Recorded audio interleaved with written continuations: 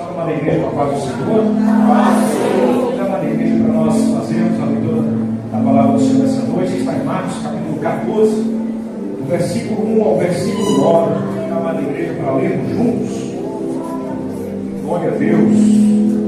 Cristo ao centro. O homem que foi exaltado nessa noite foi Jesus.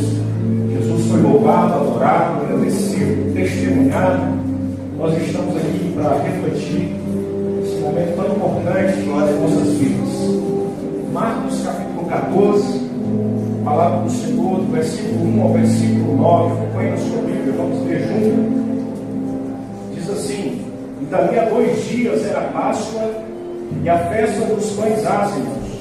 E os principais dos sacerdotes e os escribas buscaram como prenderiam com dolo e matariam. A igreja, versículo 2. Mas eles diziam: não há festa, para que porventura se não faça alvoroço nem rumor. E estando ele em Betânia, sentado à mesa, em casa de Simão, o leproso, veio uma mulher que trazia um vaso de alabastro, com unguento de nardo puro, de muito preço, e quebrando o vaso, lhe derramou sobre a cabeça. E alguns outros em si mesmos se indignaram e disseram: para que se fez este desperdício de unguento? Versículo 5. Porque podia vender-se por mais de 300 dinheiro e dá-los aos pobres, e murmuravam contra ela. Jesus, porém, disse: deixai-a,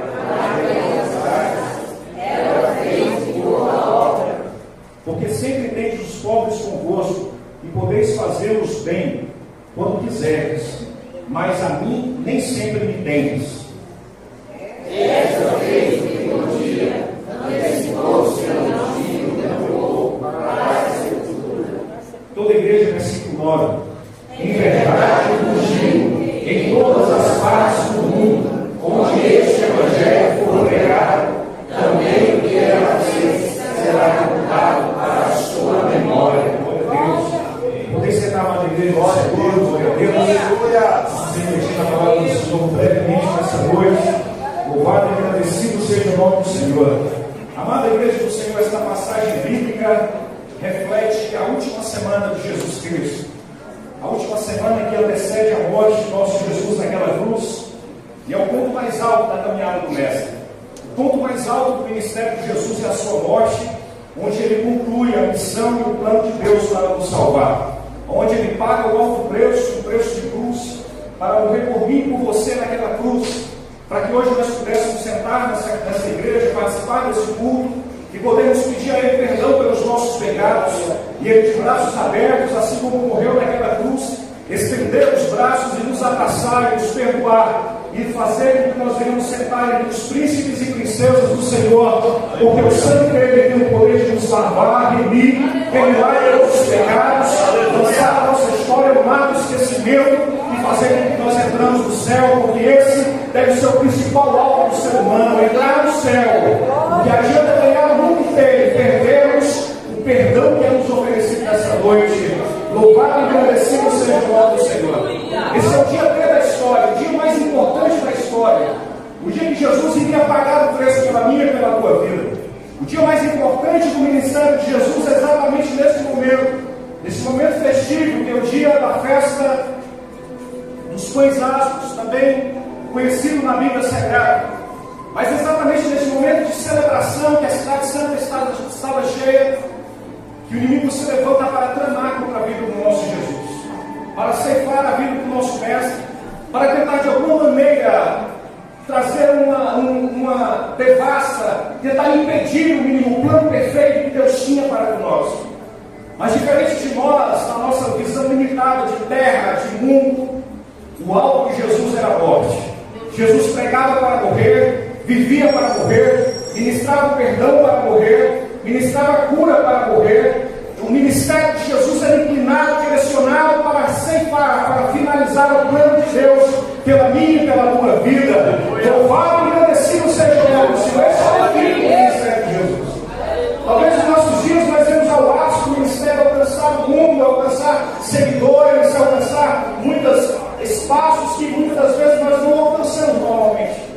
Mas o ministério de Jesus era não somente morrer naquela cruz. O ministério de Jesus era viver o plano de Deus perfeito, pagar aquele preço. Ele, como cordeiro santo, como cordeiro sem mácula, sem mancha, era necessário que ele padecesse naquela cruz, para que hoje nós pudéssemos estar celebrando o seu nome.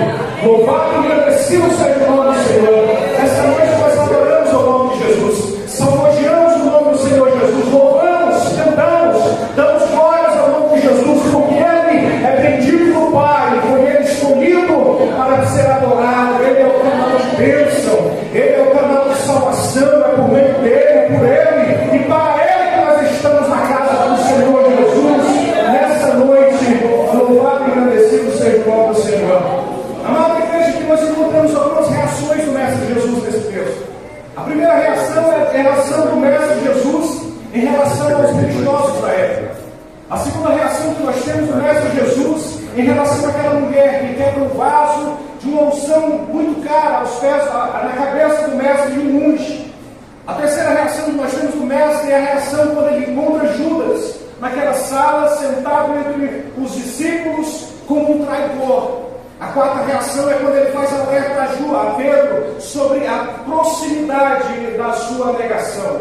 Nós vemos o Mestre Jesus reagindo de diversas maneiras, com palavras sábias, com palavras de autoridade, com palavras de graça, que mesmo sendo traído, mesmo sendo caluniado, mesmo com testemunhas que se levantaram falsamente para acusá-lo ele contra o tribunal romano, ele exala amor, exala graça, exala perdão, exala virtude dos céus, e é isso que Deus tem para as nossas vidas, e Ele está exalando a sua graça no nosso meio dessa noite. É interesse dele que nós estejamos na presença dele, perdoados os nossos pecados, santos e irrepreensíveis na sua presença, porque só Ele sabe o valor de um perdão para a vida do pecador.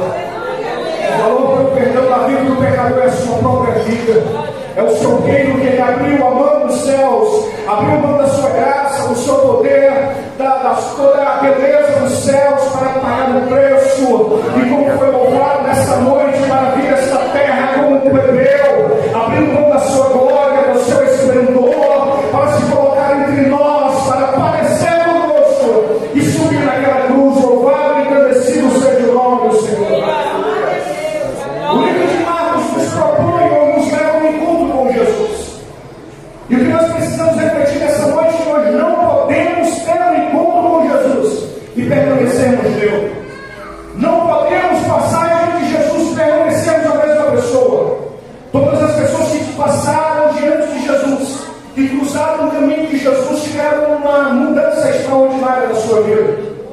Jesus ele não deixa ninguém passar em branco diante dele. Você que se encontrou com Jesus algum dia na tua história, olhe para onde você saiu, olhe para a tua história e contemple aquilo que Jesus fez na tua vida. Te tirou de onde te tirou, te ofereceu um preço de um perdão para que você estivesse na presença dele, lavado e remido no sangue do Cordeiro. A palavra do Senhor lá no versículo 1 diz que havia ali um trama frustrado. Os líderes religiosos todos se levantaram para tramar a morte de Jesus. Em outras oportunidades, o livro de João revela que eles tentaram também. Mas aqui Deus aprove que acontecesse nesse exato momento, o momento em que eles prenderiam o Mestre Jesus e levariam aquele tribunal. Deus escolhe esta data para determinar o fim do ministério de Jesus. Oh, aleluia! Até mesmo na morte, Deus tem a última palavra. Deus tem a última palavra, Deus que determina. A palavra do Senhor nos revela, amada igreja do Senhor, que Ele escolheu este momento para que o nosso Jesus fosse morto. Como o cordeiro pascual, aquele que tira o pecado do mundo. Aleluia! Louvado e agradecido seja o nome do Senhor. 1 Coríntios capítulo 5, versículo 7 diz: pois Cristo, o nosso cordeiro pascual, foi imolado naquela cruz. Pagou aquele preço pelos nossos pecados. Versículo 1 nos diz que havia uma conspiração, de Marcos capítulo 14, versículo 1, acompanhe o 12. Havia uma conspiração contra o Mestre Jesus. Havia um plano para tramar contra a vida do Mestre Jesus. Os principais líderes da igreja, os sacerdotes, os maiorais da igreja tinham se levantado contra o nosso Jesus para lançá-lo numa prisão, numa sentença de morte. Amada igreja do Senhor, a traição foi feita ali e foi tramada de uma forma intensa para levar o nosso mestre àquela condenação. Um grande pensador chamado William Hendricks disse que quando a corrupção invade a igreja, o processo normalmente começa do topo. E nenhuma política é tão suja quanto a política eclesiástica. Os líderes, os maiorais da igreja, os sacerdotes, eles tramaram contra o mestre. Em outras ocasiões, quando o mestre Jesus sobe no púlpito para pregar a palavra, a palavra do Senhor diz que o próprio Jesus entende, como sendo conhecedor de tudo, que havia no meio do arraial daquela congregação pessoas que tramavam contra ele. Sim, o ministério de Jesus foi um ministério tentado. Sim, se levantaram contra o mestre Jesus, para que nós hoje tivéssemos o privilégio de sentar aqui e ouvir a palavra de Deus e o adorar. Jesus foi severamente tramado, traído e lançado naquela cruz. Dura vida do ministério o nosso Jesus passou. Mas Jesus olha para aquelas pessoas com um olhar de misericórdia. Jesus olha para aquelas pessoas que tramavam contra a sua vida com um olhar de perdão. E em todos os momentos que Jesus abre a sua boca é para ministrar cura, é para sarar feridas que estavam abertas, é para levar o perdão àquele pecador que necessitava do pecado, é para constranger o pecador que estava vivendo uma vida que desagradava a Deus. E Jesus, com suas palavras, tocava no coração daquele pecador, dizendo: filho, arrependa-te dos teus pecados, receba o perdão para a tua vida, e você está convidado a entrar nos céus. Louvado e agradecido seja o nome do Senhor. Você não pode passar diante de Jesus e não ter a tua vida mudada, seja por meio da palavra de Deus, seja por meio do Evangelho da verdade, seja por meio do amor que constrange. Sim, Jesus impactou a todos. Outra pessoa que passou pela vida de Jesus naquele momento fatídico da história foi Maria. Aquela mulher entra naquela sala e quebra aquele vaso sobre o mestre Jesus ungindo. Que atitude belíssima, amada igreja do Senhor. Nos livros de Mateus, livros de Marcos, nós não vemos o nome dela sendo revelado. Mas João, com uma propriedade intensa, ele revela sim: é Maria de Betânia, irmã de Lázaro e irmã de Marta. Amada igreja do Senhor, Jesus estava na casa de Simão, o leproso de Betânia, participando daquele jantar, daquele encontro. E naquela ocasião especial, aquela mulher, no gesto de amor, ele derrama aquele vaso de alabastro. Alabastro é o recipiente, mas dentro daquele recipiente havia um perfume de nardo puro, havia um perfume valiosíssimo, e ela derrama aquele perfume sobre a cabeça do mestre Jesus. Ao longo dos evangelhos nós temos apenas 3 ocasiões que essa mulher surge, é registrado o seu nome. Lucas capítulo 10, versículo 39, quando aquela mulher senta para ouvir o mestre Jesus ensinar. 1 João capítulo 11, versículo 32, quando aquela mulher chora pelas palavras do mestre. João capítulo 12, versículo 1 ao versículo 3, quando aquela mulher agradece ao mestre Jesus. Sim, amada igreja do Senhor, aquela mulher tem uma atitude extraordinária quando se encontra com o mestre Jesus. E ela derrama sobre a cabeça do mestre um perfume valiosíssimo, um perfume caro, um perfume de valor extremo.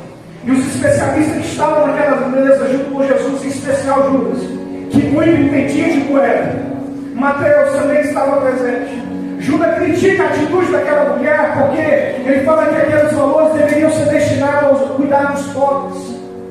Ele não vê o mestre Jesus como digno de receber aquele ato de amor e de graça.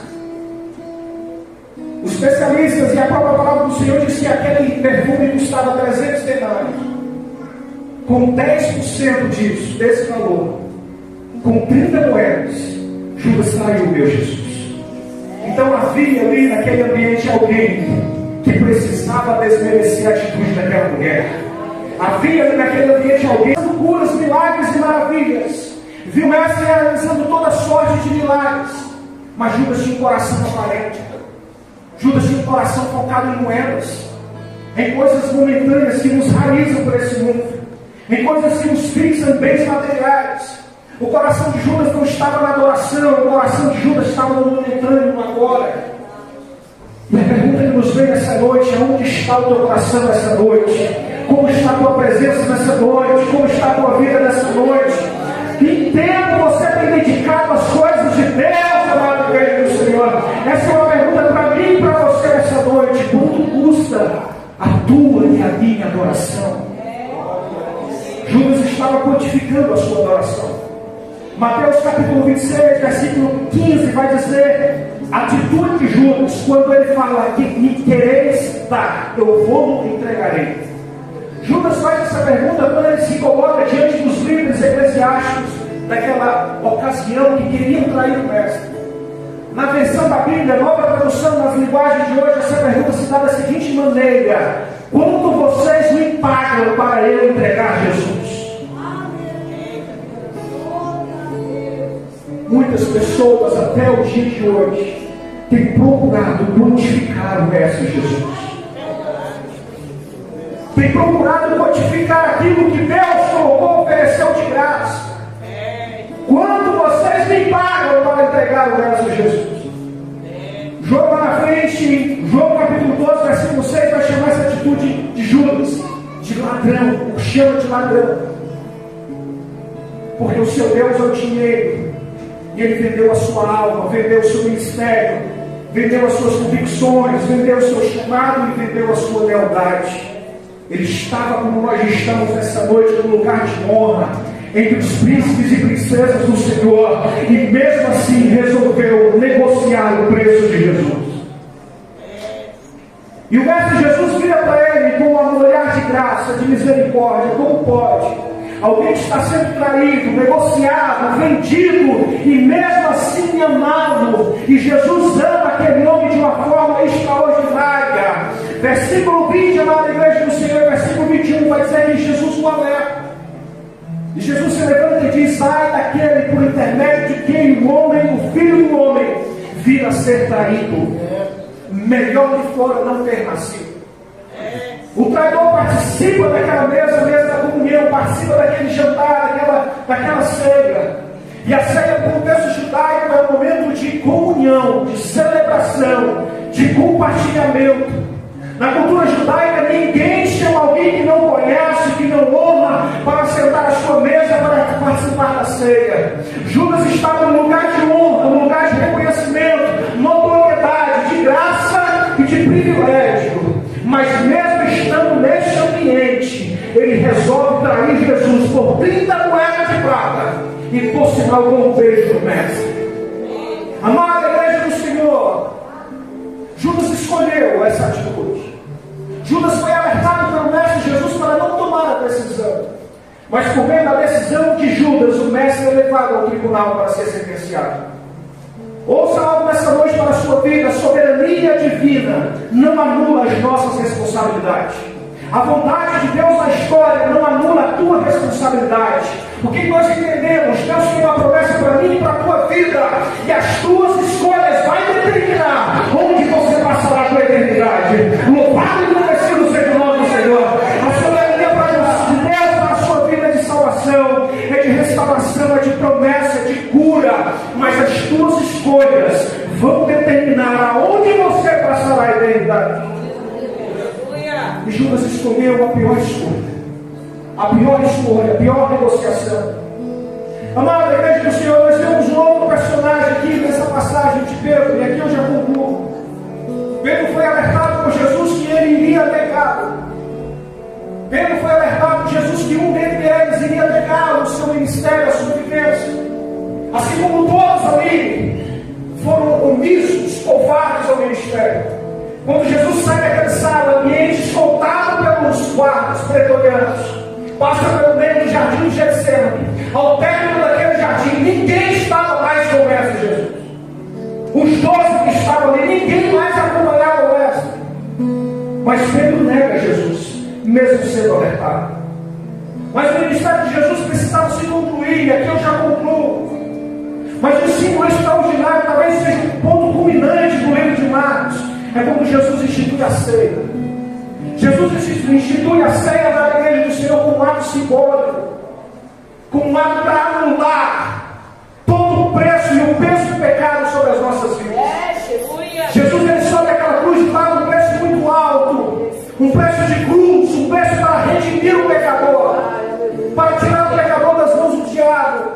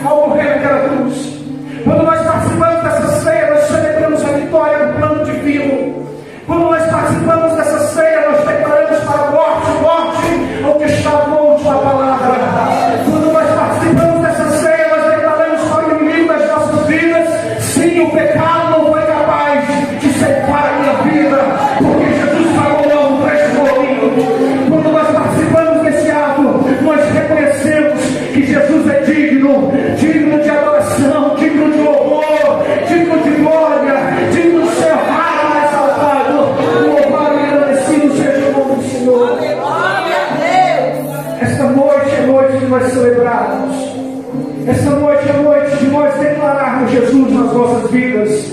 Declararmos Jesus pelos nossos caminhos que temos caminhado, pelo preço que Ele pagou pelas nossas vidas, e reconhecemos que Ele pagou o preço por nós.